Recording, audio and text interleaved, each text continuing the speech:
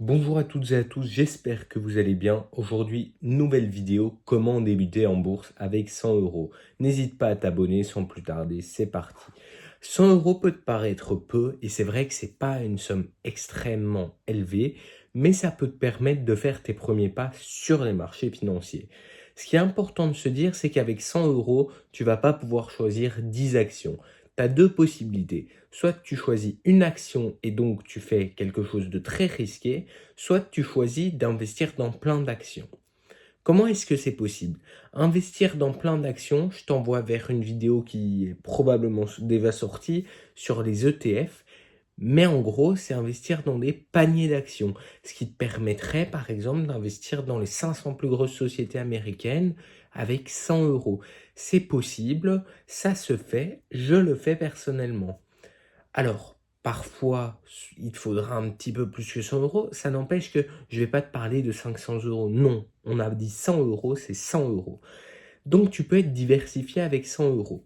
Alors, comment débuter en bourse avec 100 euros? Voilà les deux choix. Tu choisis soit une action, soit dans un panier d'actions. L'avantage du panier d'actions, c'est que tu seras très diversifié. S'il y a des variations sur une société, tu les subiras pas directement. Tu auras une moins forte volatilité, comme on dit. Par contre, si demain le marché vient fortement baisser, là tu seras impacté, ce qui est tout à fait normal.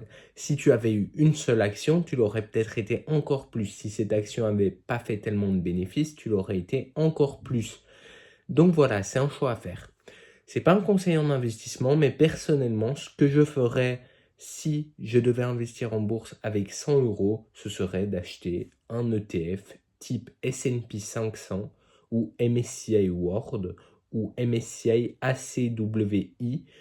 Le S&P 500, c'est les 500 plus grosses sociétés américaines. Le MSCI World, c'est en gros, World, on se dit toutes les sociétés du monde, c'est pas tout à fait le cas.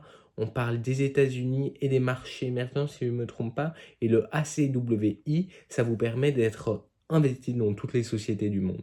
Voilà, c'est des deux pour moi. Si tu as une question, n'hésite pas à la poser en commentaire. Si cette vidéo t'a servi, n'hésite pas à t'abonner parce que je fais plein de vidéos de ce type. Moi, je te dis à la prochaine. Allez, ciao!